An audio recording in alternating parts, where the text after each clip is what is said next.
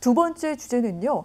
요즘 언론에서 또 국민들께서도 좀 관심을 갖고 지켜보시는 것 같습니다. 국민의힘 전당대회 내용을 준비했는데 지금 어쩌면 우리나라 정당 사상, 이 유력 정당 사상 처음으로 국회의원 경험이 없는 30대 청년 대표가 선출될지도 모르겠습니다. 오늘 국민의힘 전당대회 후보자 비전 발표회가 있었는데 8명의 후보가 모두 출마했습니다. 잠깐 짧게 보여드리면요.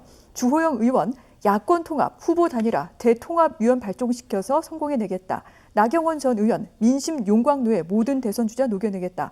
홍문표 의원, 당 조직, 정책과 선거는 내가 한다. 윤영석 의원 같은 경우에는 통합과 포용을 강조했습니다. 이어서 조경태 의원, 민주당과 문재인 일파를 잘 아는 내가 해야만 백전백승이다. 초선의 김웅 의원, 빨리 중도로 나가서 실용으로 민생 해결하겠다. 역시 초선의 김은혜 의원, 개파에서 자신은 자유롭다라고 강조를 했고요. 관심을 모으고 있는 이준석 전 최고 같은 경우에는 젊은 세대는 개파 정치를 혐오한다. 자신이 당대표를 맡으면 변화를 만들어내겠다라고 얘기를 했습니다.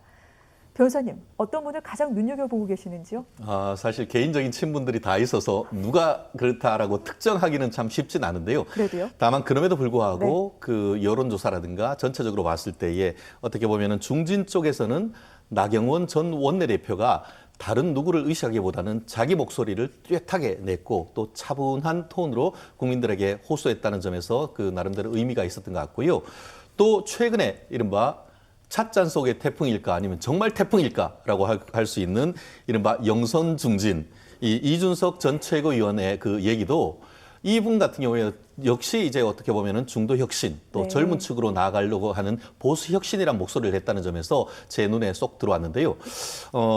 예컨대 이제 뭐 그 다른 조영 의원이라든가 아니면 윤영석 의원 같은 경우에는 그 본인들의 어떤 그 실질적인 대상이 나경원 전 원내대표라고 그런지 어떻게 보면 패장은 뭐 어떻게 말이 없다라든가 또 그 우리 조영 원내대표 같은 경우에는 지난번 4.7 그 서울 부산 선거를 승리로 이끌었던 이 승장이 앞으로도 나아가야 된다라는 자기 나름대로의 어떤 마케팅을 나름대로 했는 것 같은데 사실 그 보수당 원내대표에 이렇게 많은 사람들이 한꺼번에 나와서 이 대표를 자리를 다투는 것은 처음인 것 같습니다. 나아가서 정말 1970년대에 김영삼, 김대중 대통령 때 40대 기수론 이후에 거의 뭐 한 40년, 50년 만에 30대 기수론, 뭐 40대 기수론이 보수 정권에 나왔다는 그 사실만으로도 어떻게 보면은 중도와 어떻게 보면 그 보수에 있는 사람들의 표심을 흔들 만한 하나의 흥행 요소가 됐다는 점에서 나름대로 이번 전당대회는 최종 결정이 될지는 누가 될지는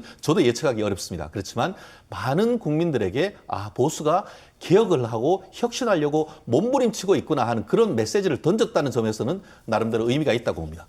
조상호 변호사님께서는 어떻게 보고 계십니까? 네, 뭐 하여튼 이렇게 많은 분들 나와서 이렇게 잔치상에 이제 여러 음식이 차려진 거잖아요. 네. 그거는 국민의힘 지지자들은 굉장히 좋을 것 같아요. 그리고 좀 바람직한 것 같고요. 네. 뭐 근데 40대는 없는 것 같은데 제가 알기로는 50대 아닌가요? 30대, 만으로 50대. 하면은 40대. 지금 초선들도 지금 김은혜, 50대. 김은혜 의원들도 의원이 김은혜 의원이 네. 그런가요? 네, 하여튼 그래서 좀 그런데 저는 근데 이 메시지 자체가 너무 그러니까 이른바 정권이에요. 네. 그러니까 이른바 물론 당연히 이제 내년이 대선이니까 이제 그럴 수는 있는데 그래도 한 정당의 당 대표라면 시대 정신을 좀 담아서 어떤 메시지가 나오면 좋지 않았을까.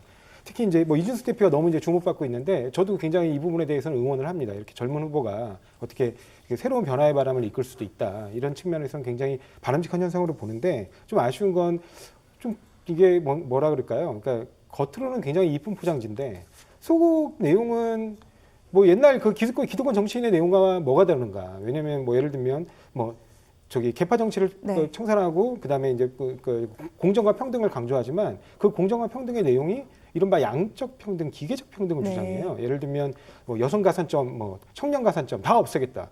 그래서 역으로 물어봤죠. 제가 뭐 다른 프로에서 물어봤는데 뭐냐면 아니 본인 같은 경우는 청년목 비대위원으로 이른바 중앙정치에 데뷔를 한 건데 만약에 청년들에게 그런 기회를 갖다가 다 박탈해버리면 제2의 제3의 이준석은 이제 안 나오게 될 거 아니냐.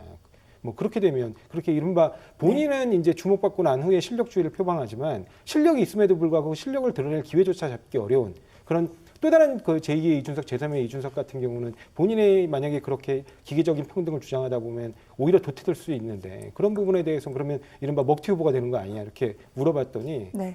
자기는 그렇게 처음에 출발은 했지만 그 이후에는 어떠한 가산점도 요구한 바 없대요. 물론 가산점은 주지만 본인은 요구한 바 없다는 취지입니다. 그렇군요. 그러니까 그래서 네. 과연 이게 지금의 새로운 시대 정신인가? 그러니까 지금 이 방식은 옛날 가부장제 그 남성 중심 사회의 어떤 시각계에서 요만큼도 변화가 없는 시선이거든요. 그래서 네. 이게 그러니까 나이만 30대가 아니라 새로운 리더십이었으면 좋겠는데 그런 점에서 좀 많이 부족한 게 아닌가 그런 생각이 좀 아쉬움이 남습니다. 네. 젊은 청년 정치를 표방하고 있지만 아직까지 구세대적인 시선의 그 테두리 안에서는 벗어나지 못하고 있다라고 조성호 변호사께서 말씀을 하셨는데 국민의힘 이번 주에 예비 경선을 통해 본 경선에 올라갈 5명을 추려내게 됩니다.